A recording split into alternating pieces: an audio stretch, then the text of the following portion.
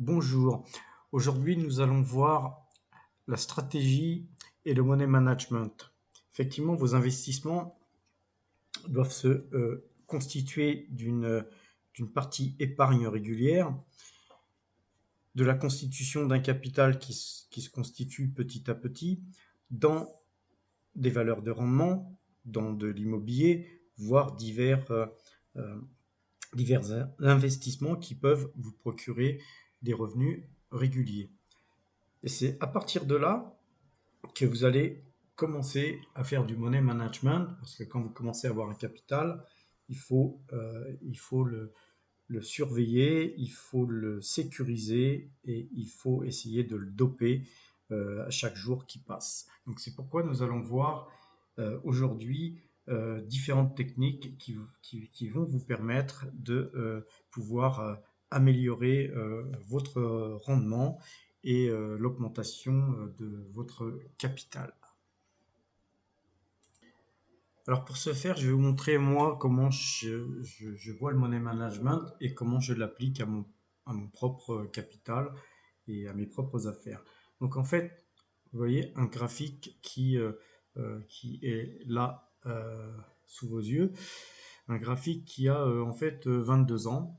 Donc en 22 ans, en fait, vous voyez que le capital est passé de 66 000 euros. On était en francs, hein, mais j'ai fait les conversions sur ce graphique, 66 000 euros à 802 000 ici, dernier point à jour vendredi dernier. Donc en fait, qu'est-ce qui s'est passé entre 1998 et 2020?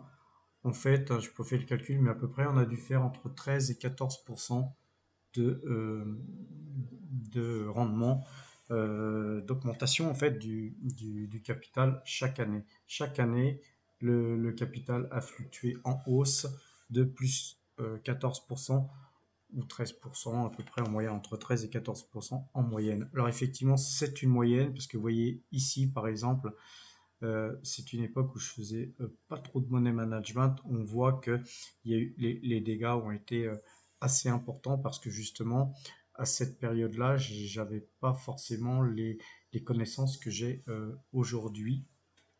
Et quand bien même, on voit que ici, à cette période-là où j'avais les connaissances, en fait, j'ai été surpris par la chute euh, très très puissante des cours du pétrole. Et étant donné que j'étais beaucoup investi dans une valeur pétrolière, effectivement, c'est un mois, en fait, ça a duré un mois où j'ai morflé, où j'ai beaucoup morflé, mais où j'ai su me reprendre aussi grâce au money management parce que j'ai su effectivement travailler en ce sens pour pouvoir essayer de rattraper toute cette partie qui était en fait une forte baisse, hein, puisque c'était plus de 200 000, plus de 200 000 euros en un mois qui ont été évaporés. Donc gros travail pour reprendre. Tout ça, ça doit être fait à partir de chiffres, hein. Vous pouvez pas comme ça vous, vous dire tiens bah j'ai perdu du temps, je vais, je vais faire comme ci, je vais faire comme ça sur un coup de tête et donc de ce fait réagir avec des, euh, des réactions humaines mais complètement inappropriées aux investissements.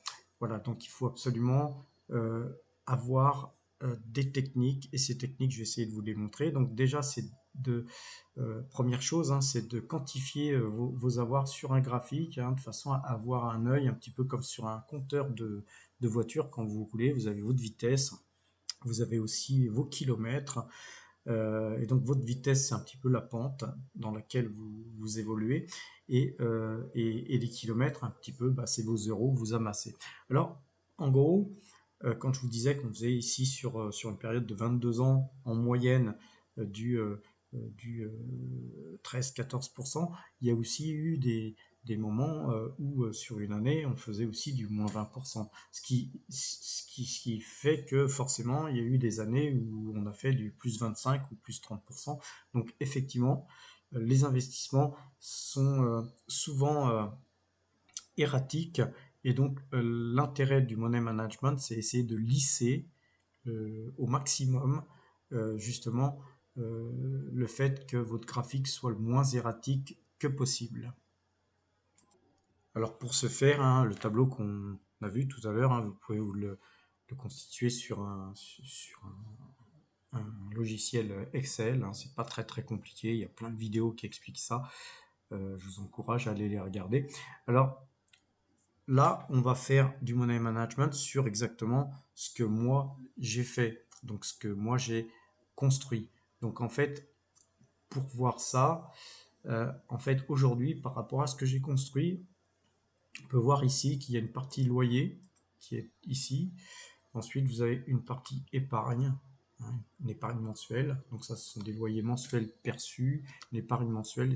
Et là, ce sont des dividendes mensuels perçus. Alors les dividendes mensuels ne sont qu'une moyenne, puisqu'il y a des sociétés qui versent des dividendes euh, annuels, d'autres semestriels et d'autres trimestriels. Donc effectivement, il faut arriver à quantifier tout ça.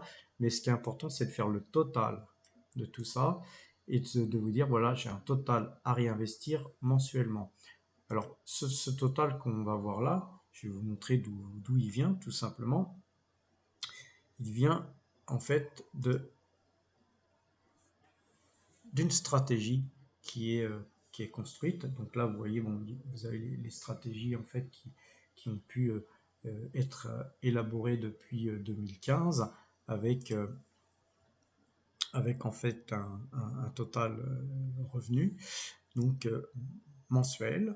Et là, vous avez le total annuel en fait. Donc là, vous voyez en 2017, 2018, etc. Donc là, ce qui nous intéresse, c'est en l'occurrence 2020.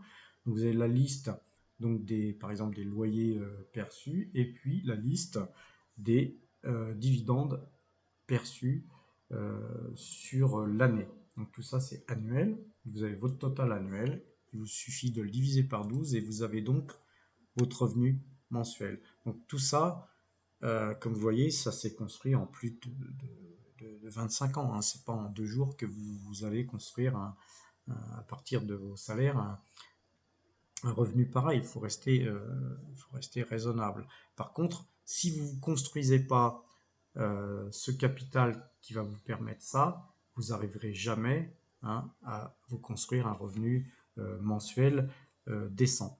Donc, comment se construire ce revenu? Tout simplement à partir d'une épargne. On va revenir sur le feuillet là, qui est en fait, là, si vous regardez les loyers, en fait, ça correspond exactement à l'ensemble de ces deux loyers qui sont ici divisés par 12. Et ensuite, vous avez l'ensemble des dividendes sur l'année divisé par 12 que vous allez retrouver effectivement ici en dividendes. Et là, c'est une partie épargne. Alors évidemment, ça, c'est mon cas personnel. Vous pouvez tout simplement, par exemple, ne pas avoir de loyer parce que vous commencez, par exemple, et puis vous n'avez donc pas de dividende parce que vous n'avez pas d'action encore en portefeuille. Donc, vous avez ça mensuellement.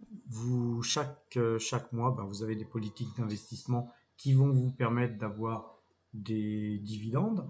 Alors, supposons que vous ayez aujourd'hui, vous avez des possibilités d'avoir des revenus d'environ 10% hein, sur certaines valeurs. Donc, si au bout de, on va dire, 10 mois, euh, vous avez épargné en fait ça, vous vous retrouvez donc avec une somme euh, une somme qui est déjà bien plus différente que celle que vous aviez tout au début.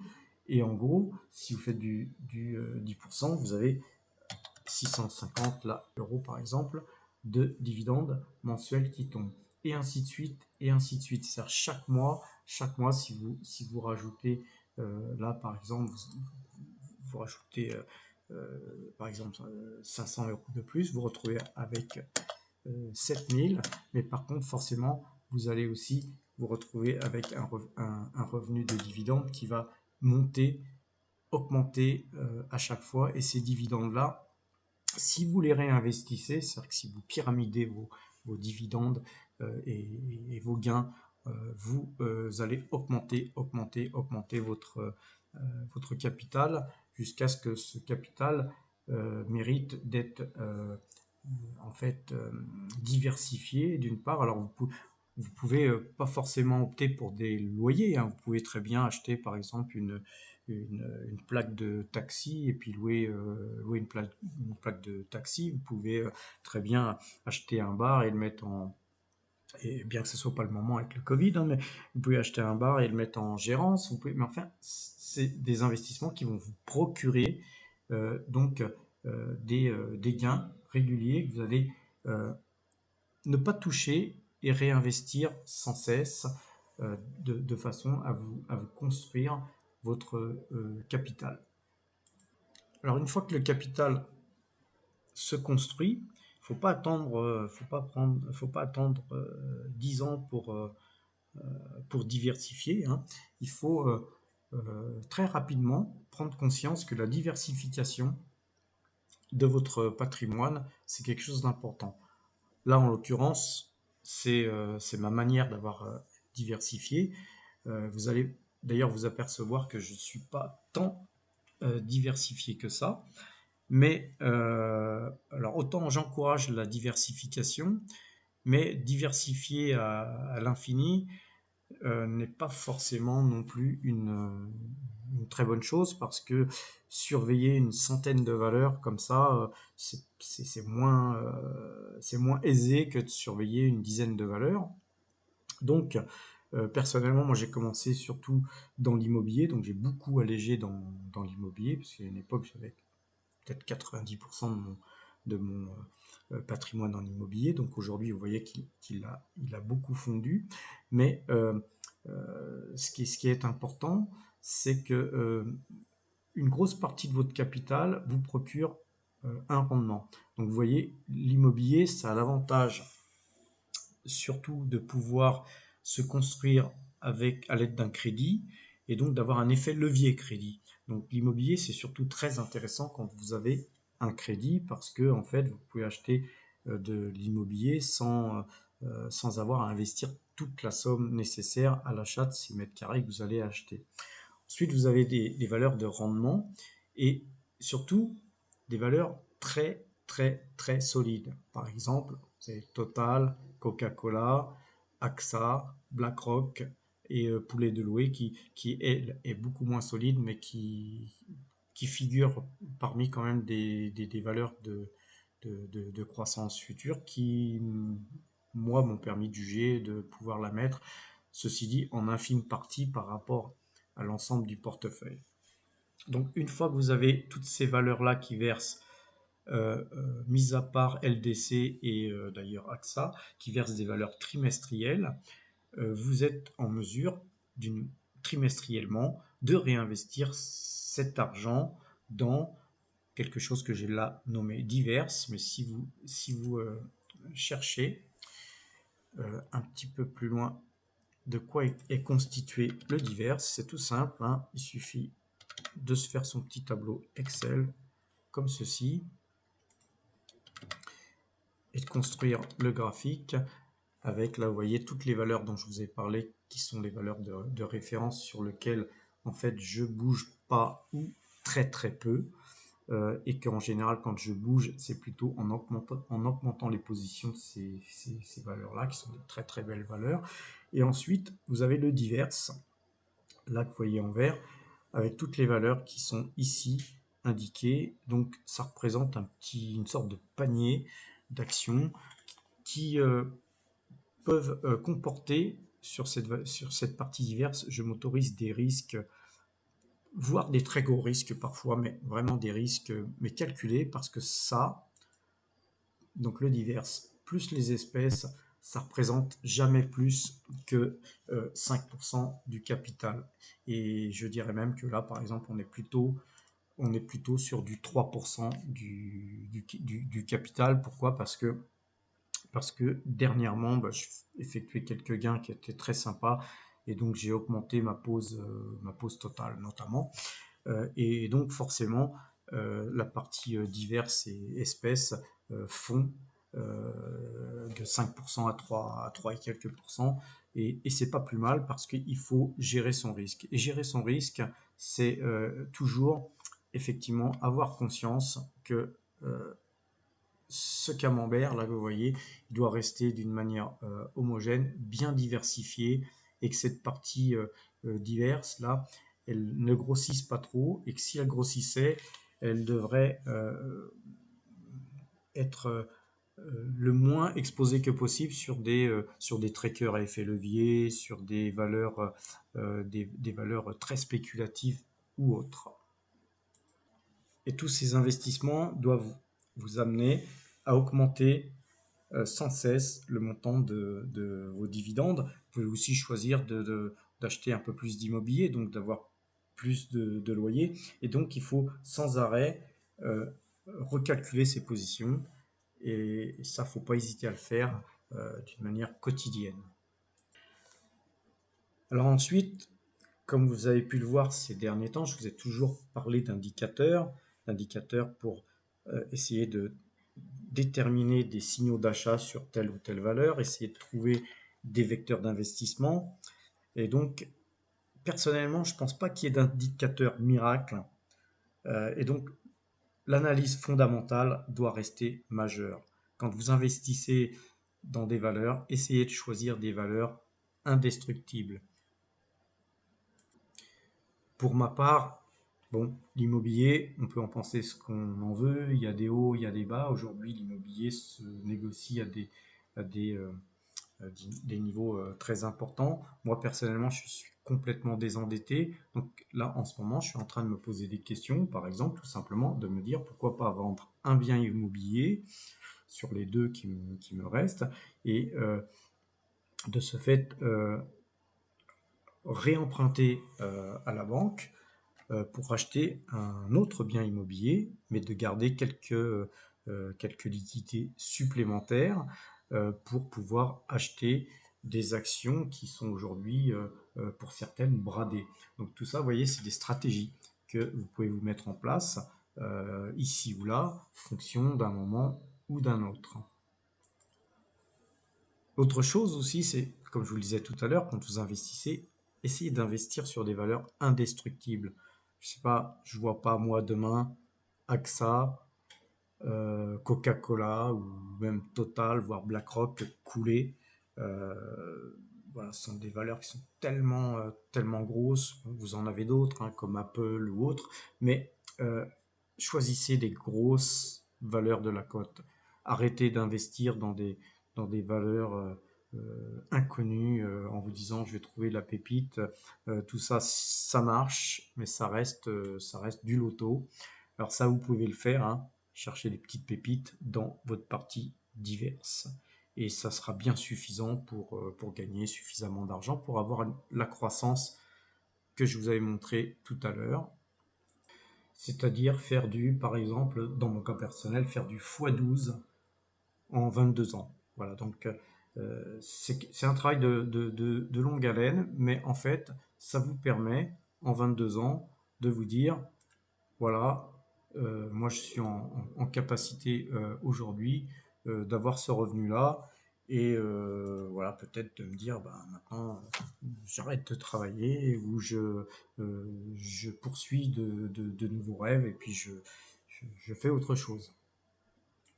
Alors, bien gérer son risque, hein, pour moi, c'est une affaire de taille de vos pauses sur les marchés actions. Et je suis aussi personnellement complètement opposé au stop loss. C'est-à-dire, beaucoup de gens vous disent vous rentrez à tel point et vous mettez un stop loss et puis si ça se passe mal vous perdez que ça et dans ce cas bah, si vous êtes sorti vous faites autre chose et ainsi de suite. Donc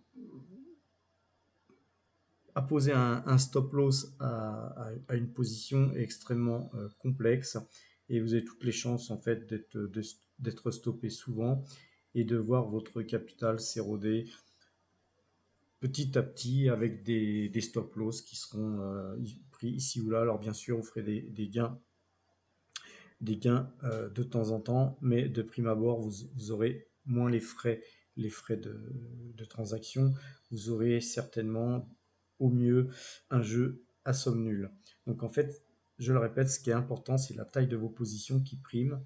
Donc comme je vous l'avais montré tout à l'heure, dans ma stratégie, j'ai effectivement, en fait, tout simplement une position qui me permet, moi, de me dire, on va aller sur le camembert, de me dire, voilà, tout ça, c'est tout simplement, c'est des revenus trimestriels hein, qui tombent annuels, voire mensuels. Je m'en sers pour tout simplement me mettre en mode trading sur du divers, sur seulement 5% de mon patrimoine. Si vous prenez des risques sur seulement 5% de votre patrimoine, et alors là, effectivement, vous pouvez modéliser des systèmes de trading où vous pouvez mettre des stop loss et par contre, ça n'aura pas une grosse incidence sur l'ensemble de votre capital. Je vais vous donner un exemple sur une valeur qui s'appelle Kodak. Une valeur où, là, aujourd'hui, on voit qu'il y a un petit signal qu'il y a eu vendredi encourageant à l'achat. On peut, par exemple, se dire, tiens, il y a une sorte de petite courbe qui est en train de se faire là. On a du mal à aller plus bas que tout ça. Et que le plus haut, il a été ici. Donc, mon plus haut à 60, on va dire que moi, je suis pas Superman. Je ne vais sûrement pas arriver à... à pouvoir peut-être vendre à ce moment-là. Donc on va se donner des objectifs. Hein. On va essayer de se mettre ça. On va mettre ça en couleur violette par exemple et on va mettre un trend. On va se dire que l'objectif peut être de 40, un petit peu en dessous. Allez, tiens, on va se mettre à 42 par exemple. Hein.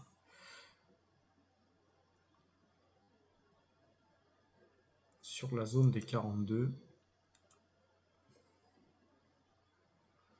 On va se dire que c'est peut-être un objectif tout à fait possible.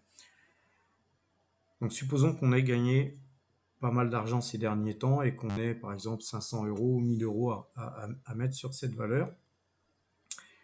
On l'achète à 10 euros par exemple et par contre on va se mettre un stop loss. Donc c'est une technique que beaucoup de traders vous conseillent. On va se dire on va se mettre un stop loss en dessous de tout ça. C'est-à-dire par exemple voilà on va se mettre à 4,72 quelque chose du genre ou 5 peu importe. Le but va être effectivement d'être en dessous de tous les points les plus bas. Donc en gros ce que vous risquez si vous prenez sans action ici là par exemple hein, à 10 euros, ce que vous allez risquer c'est 100 fois 5 euros. Vous allez risquer 500 euros. Donc votre risque en initialisant une pause ici, on va le mettre en rouge hein, cette fois-ci, votre initialisation de pause, supposons que vous achetiez à environ 10.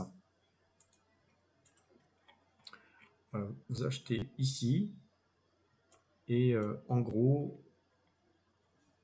un stop pratiquement à 5 euros, vous risquez 500 euros. Par contre, de 10 à 42, on va dire même à 40, si vous faites votre compte, vous pouvez gagner, donc vous risquez 5 euros pour essayer d'en gagner en gros 32. Donc forcément, si vous faites toujours vos trading de cette façon-là, votre risque doit toujours être moins important que la perspective de gain. C'est très important parce que quand vous allez faire 10 trades, forcément vous risquez mathématiquement, d'une manière statistique, même en vous aidant d'une analyse graphique, en vous disant tiens, il y a le Directional Index Mouvement qui est acheteur, la moyenne de 12 est acheteuse, etc. Tout ça, ça va vous aider, mais rien ne dit que ça va fonctionner. Hein. Tout ne fonctionne pas à 100% à chaque fois, loin s'en faut, malheureusement. Par contre, ce qui est important dans ces périodes de trading, c'est de quantifier justement votre stop loss si c'est une position risquée, comme la valeur Kodak, qui est quand même une valeur très volatile. Donc vous dites, moi, je ne vais pas risquer plus de 500 balles. Voilà, j'initialise ma pause et par contre je mets un stop. Comme ça, je perds pas plus que 500 euros. De toute façon, j'ai gagné 2000 euros la semaine dernière sur autre chose. Je ne risque que 500 euros de ce que j'ai gagné. Donc en fait, je risque rien. Et par contre, ma perspective de gain sur cette pause initialisée est d'être 40. Donc si vous en avez, si vous en avez 100, vous pouvez gagner en gros 4000, 4200 euros sur cette pause initialisée en n'en risquant que 500. Donc voilà comment le money management de vos pauses risquées doivent être construites. Alors évidemment, tout ce que je viens d'essayer de vous inculquer, c'est des choses qui sont assez difficiles à mettre en place parce que l'être humain veut gagner rapidement, veut gagner beaucoup d'argent, veut être plus fort que tout le monde, plus fort que le système, plus fort que souvent que lui-même. Et c'est ça qui le mène à sa perte, c'est de ne pas se construire une stratégie, de ne pas développer une régularité dans ses tâches de travail. Il faut être très très régulier dans ses performances. Et pour cela, je vous encourage, je dirais, à deux choses. Premièrement, c'est continuer à étudier, pas seulement regarder mes vidéos, mais inspirez-vous de tout ce qui se fait sur le marché. Vous avez d'autres vidéos, vous avez des bouquins, vous allez dans des bibliothèques, vous allez acheter des livres hein, sur Amazon, vous avez des millions de livres qui relatent du sujet. Mais par contre, triez bien ce que vous lisez, triez bien ce que vous apprenez, parce que ben, beaucoup de charlatans, effectivement, vous encouragent à faire des choses qui parfois risquent de vous mener à votre perte. Donc, la première des choses, c'est étudier, et quelque part, étudier, c'est aussi investir, mais investir en vous-même. Donc, je vous conseillerais vraiment, d'abord et avant tout, avant d'investir de l'argent, investissez en vous-même. Faites du sport, par exemple. Faites du sport. Faites des arts martiaux. Les arts martiaux, ça facilite la compréhension des forces, de l'équilibre et des déséquilibres des marchés. Donc, tout ça, ça a une importance. Essayez de comprendre comment fonctionne le monde, tout simplement. Puis le dernier point que je vous conseillerais, c'est reposez-vous un max. Partez en vacances souvent, partez longtemps, et puis même quand vous partez, en fait, le trading, les investissements sont des choses sympas parce que vous pouvez être capable d'investir de n'importe où dans le monde. Il vous suffit d'avoir un petit PC, un Mac, peu importe, et puis une ligne, une connexion Internet. Donc aujourd'hui, on vit un monde extrêmement fantastique. Euh, Par contre, à vous de savoir en profiter. Et puis pour aussi terminer l'histoire des 5% autres qui peuvent être soit du cash, soit des investissements autres, soit des investissements risqués, j'aimerais créer une petite phase supplémentaire de money management sur cette partie-là. 5% de votre capital, ça paraît pas, mais c'est énorme, c'est beaucoup. C'est beaucoup, c'est pourquoi j'encourage dans ces 5% à avoir une partie cash et liquidité d'environ 2%. Alors évidemment, c'est toujours des environs parce que vous n'allez jamais tomber pile poil au pourcentage prérequis. Mais les investissements autres, qui peuvent être d'autres valeurs, mais des grosses valeurs, des belles valeurs aussi, ça doit représenter 2%. Ça va conforter votre capital parce que vous allez aussi générer de l'argent grâce à ça. Les liquidités, ça va vous permettre de pouvoir faire feu sur des opportunités. Donc ne négligez pas les liquidités, d'être trop investi, c'est pas toujours bon. Et les investissements risqués, par contre, ne doivent pas dépasser 1% de votre portefeuille. Et ça, c'est important. Parce que avec 5% de votre portefeuille, vous pouvez détruire une grosse partie en fait, de de vos gains de l'année, en fait, tout simplement. Vous pouvez faire une année complètement blanche, voire pire, faire des pertes à cause de ces fameux 5% qui auraient été mal gérés. Donc respectez bien le fait de ne pas mettre plus de 1% de votre capital dans des valeurs extrêmement spéculatives, dans du forex, dans des effets leviers tels que les marchés futurs ou autres. D'ailleurs, chose que je déconseille complètement à des novices. Alors, si je suis complètement opposé au stop loss, n'en demeure pas moins que les stops sont des outils très intéressants, notamment sur des stop target. Hein. Par exemple, vous achetez là, vous mettez une target à 620 $. On va mettre 619. Hein. Moi, j'aime pas trop les cours justes. Vous mettez 619, 619,50, peu importe. Et, et là, vous placez votre ordre. Vous attendez pas qu'on redescende pour soyez les premiers à placer vos ordres. Et par contre, quand vous avez acheté sur un signal d'achat comme ici, je crois me rappeler vous avoir conseillé cette valeur. On avait la moyenne de 12 à l'achat, on avait le Directional Index Mouvement à l'achat, on avait le parabolique SAR qui était aussi acheteur. Vous achetez par exemple à 554, là aujourd'hui on est à 611. La moindre des choses, c'est de protéger vos gains. Et protéger vos gains, c'est en gros, c'est au moins un stop à 675, voire 575, voire 580. De façon à ce que si le marché refluait, vous ne vous trouveriez pas à afficher des pertes alors que vous avez affiché de très jolis gains, puisque là, en l'occurrence, les gains sont substantiels. Donc voilà, les stops, c'est très important, surtout pour protéger ses gains. Et ensuite, effectivement, quand vous avez une target, il ne faut pas hésiter à sortir. Surtout, il ne faut jamais hésiter à sortir de ses positions. Alors sortir de ses positions quand ça a beaucoup monté, c'est important parce qu'on a tendance à... On est des êtres humains. Hein. Là, vous voyez, par exemple, ici, on a cassé les plus hauts sur cette valeur. Donc, c'est un nouveau signal d'achat. En théorie, on devrait continuer à monter sur les 620, puisqu'on est en fort achat. Si vous regardez le RSI, toutes ces systèmes qui vous permettent de quantifier la force de marché, vous allez voir qu'on est très très fortement acheteur. Donc BlackRock, là, c'est une valeur qui va aller au moins à 620. Alors, il est important de placer ses stops, même si vous collez au marché, mais de ne pas voir refluer 20% d'un gain ou 30% d'un gain. C'est vraiment dommage de reperdre autant. En fait, la maîtrise du risque, maîtriser son risque, c'est un art.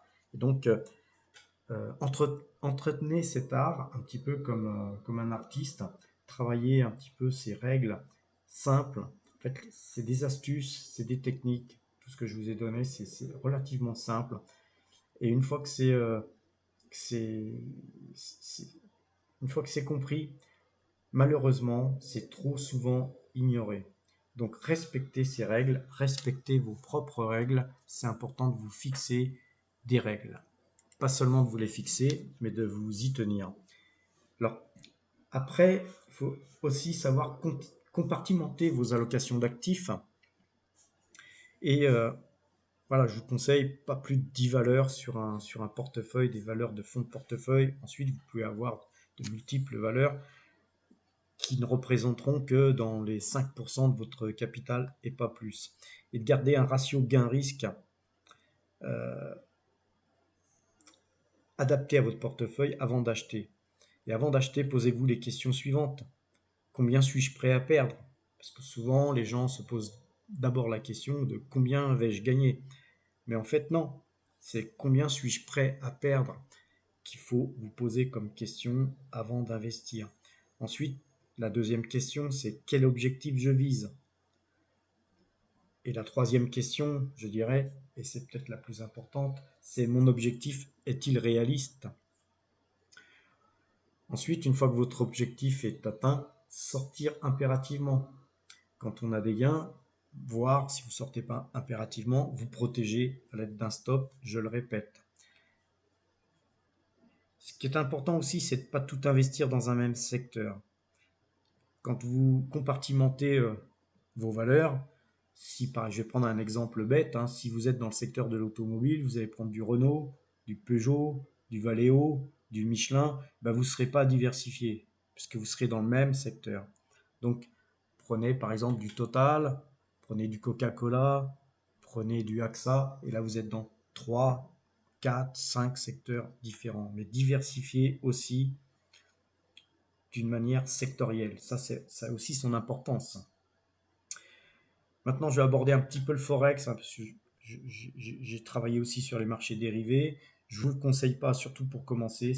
C'est très, très, très chronophage et ça demande beaucoup de compétences, de compétences humaines que aller à peu près 3 à 5% des êtres humains ont dans leur gène.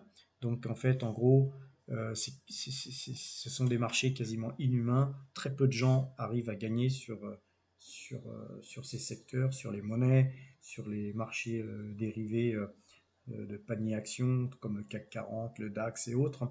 Donc si vous êtes amené à avoir une partie de votre capital sur le Forex, pareil, ne dépassez pas 1% du total de votre capital investi sur les marchés Forex. Au-delà de 1% de votre capital sur ces marchés serait, on va dire, un pur suicide. Alors pour ce faire, il existe des calculateurs de taille de vos pauses afin d'ajuster vos pauses. Allez sur Internet, quand vous prenez une pause sur le Forex, euh, quantifiez vos pauses et ne prenez pas de pause supérieure à ce que vous êtes capable de prendre et on va dire, ne surcalculez pas votre capacité à prendre des risques. Tout ça, ça doit être mesuré d'une manière mathématique. Ne prenez pas plus de risques que nécessaire. Alors, pour terminer, je vais vous expliquer comment on calcule le risque par action. En fait, quand vous achetez des actions, et je vais retourner sur Excel pour vous montrer. Alors, je vais vous expliquer comment fonctionne le risque par action, le RPA. Supposons que vous achetiez 100 actions totales, donc ce n'est pas une valeur risquée en soi, mais on va prendre l'exemple sur une valeur comme totale, que vous ayez acheté dernièrement à 28, et vous les avez donc payées au total 2800 euros. Si vous mettez un stop loss, vous vous autorisez à perdre 5 euros par action.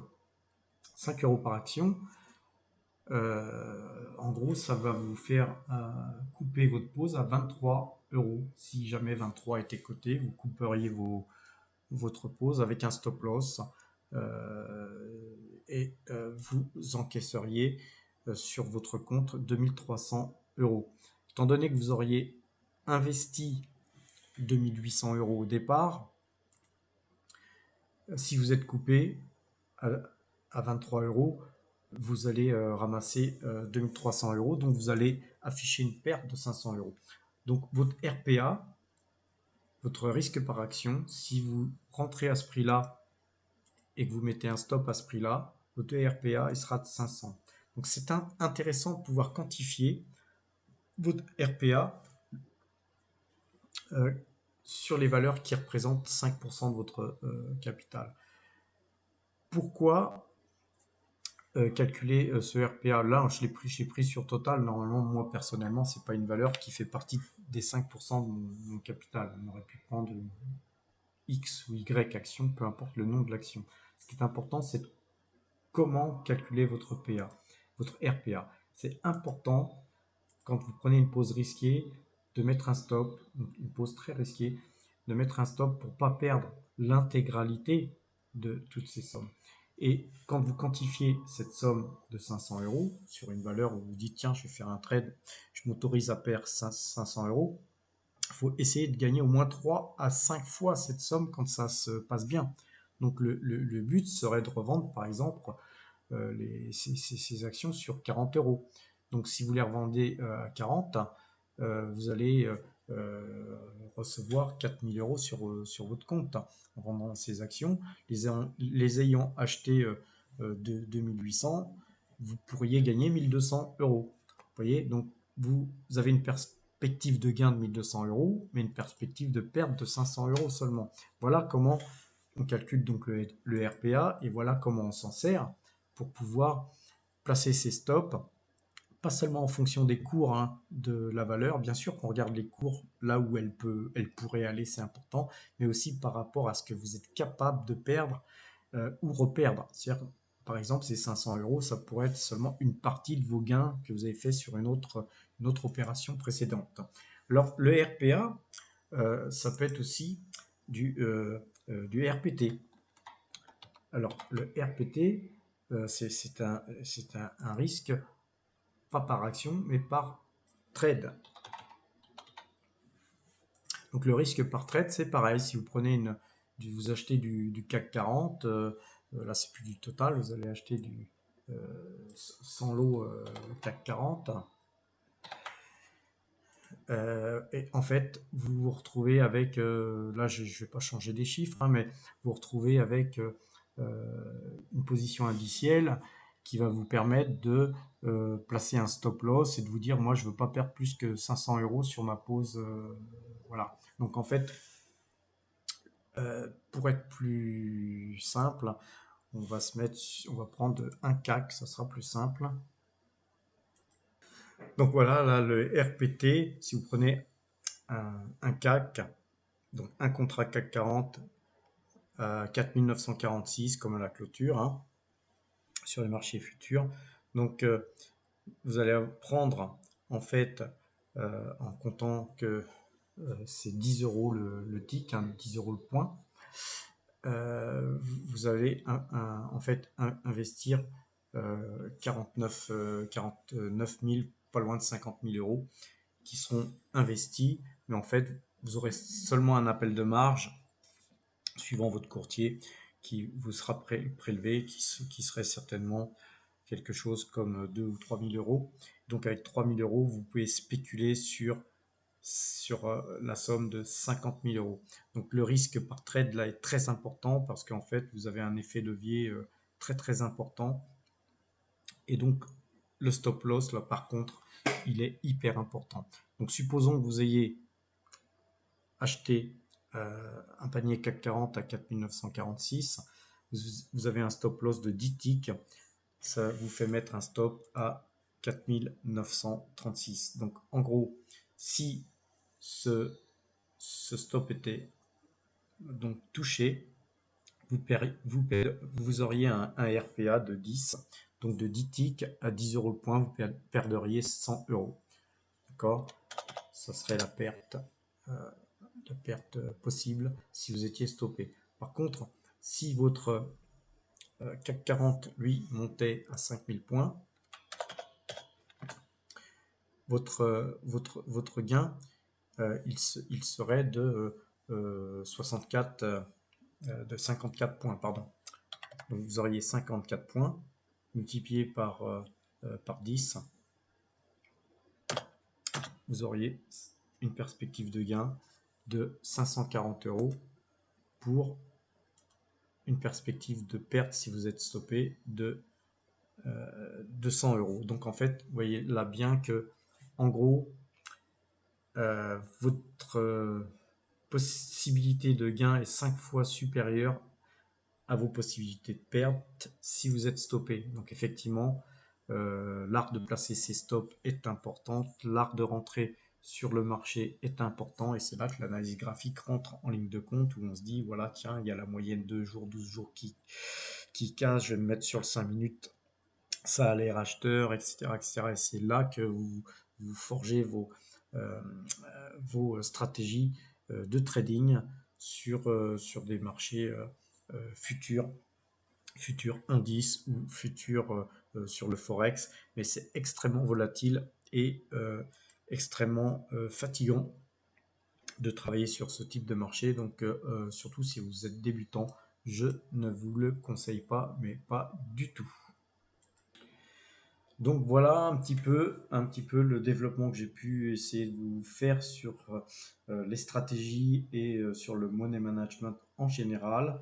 J'espère que ça vous servira. Je vous conseille vraiment de réécouter plusieurs fois cette vidéo. C'est une vidéo qui est un peu longue, hein, puisqu'elle va faire plus de 45 minutes, mais il faut vraiment ancrer dans vos gènes vos stratégies et le money management. C'est quelque chose qui doit rester en éveil chez vous tout le temps. Alors vos stratégies, moi je vous ai développé les miennes, mais vous pouvez en avoir d'autres. Ce qui compte, c'est de croire en vos stratégies. Si vous ne croyez pas en vos stratégies, le money management sera peu efficace, voire inefficace, puisque le but quand même, c'est de croire en ce que vous faites. Donc croyez en vous-même d'abord. Donc comme je vous le dis assez souvent, les conseilleurs ne sont pas les payeurs. Moi, j'essaye de vous donner les armes qui vous permettront de devenir de bons investisseurs, ou tout du moins les moins mauvais que possible. Je vous dis ça humblement, hein. Mais par contre, effectivement, continuez à vous documenter, continuez à apprendre, pas seulement sur cette vidéo. Il y a énormément de gens qui parlent de stratégie et de money management. Lisez, écoutez tout ce qui peut vous passer sous la main et ensuite faites-vous votre propre jugement de vous dire, moi, je crois plutôt à ça ou plutôt à ça, et surtout, est-ce que je vais être surtout capable d'adopter cette stratégie et de suivre ces règles de money management, parce qu'il y a des règles qui sont très très bonnes, des stratégies qui sont très très bonnes, mais qui ne seront pas forcément adaptées à votre personnalité. Donc c'est important d'adapter ses stratégies et son money management à sa personnalité. Et ça, il n'y a que vous qui pouvez en être maître et en avoir la décision. Voilà, j'espère que cette vidéo vous aura été très utile dans vos prochains investissements et dans vos années futures. J'espère qu'elle restera ancrée en vous et qu'elle vous aidera surtout à, à prendre les bonnes décisions et surtout à éviter les mauvaises. Parce que c'est beaucoup plus important d'éviter de mauvaises décisions que d'investir dans des choses très porteuses à un instant T. Si 8 jours après, vous détruisez tout ce que vous avez construit par une mauvaise décision, en fait, vous êtes dans un jeu à somme nulle et c'est très important de se retirer du jeu. On n'est pas là pour jouer. On est là, on n'est pas au casino, hein. Si vous souhaitez jouer, bah, allez au casino, mais ne regardez pas mes vidéos. Par contre, si vous souhaitez investir, euh, prenez le temps de bien vous imprégner de tout ça, d'apprendre, pas seulement dans cette vidéo, mais il en existe des milliers, des bouquins qui parlent de ça. Mettez-vous vraiment dans le contexte de, voilà, je suis un investisseur, c'est là que je suis, c'est là que je veux aller, et voilà, comment y aller, par quel chemin je vais y aller. Donc construisez-vous des stratégies grâce à Excel, grâce à tout ce que vous avez sous la main, des calculatrices, des, des feuilles de papier. Il suffit, voilà, des fois d'avoir quelques heures d'insomnie, vous griffonnez sur un papier, vous trouvez des idées, vous regardez des cours, vous vous dites tiens ça c'est pas mal, etc., etc. Tout ça c'est toute une vie en fait, hein, d'investisseur qui fait qu'un jour vous pourrez peut-être finir par vivre de vos investissements, et le but ultime c'est ça, c'est pas d'être riche, c'est pas de gagner des millions. Le but, c'est de gagner suffisamment d'argent pour être libre et de faire ce que vous voulez. C'est surtout ça qui est important. Voilà, je vous souhaite une bonne fin de journée puisqu'on est dimanche après-midi. C'est rare que je fais des vidéos techniques, hein. Je suis plutôt dans l'analyse du CAC 40, mais euh, regardez les vidéos techniques de temps en temps aussi, ça a une importance, et pas seulement les miennes. Il y a plein de gens qui font des vidéos. Eh bien, profitez-en. Il y a des gens qui font partager leur expérience. Ce sont des gens qui veulent vous enseigner des choses. Bah, profitez-en, il y en a plein, il y a plein de tutos sur YouTube. Profitez de tout ça. Allez, je vous souhaite une bonne fin de journée. Au revoir.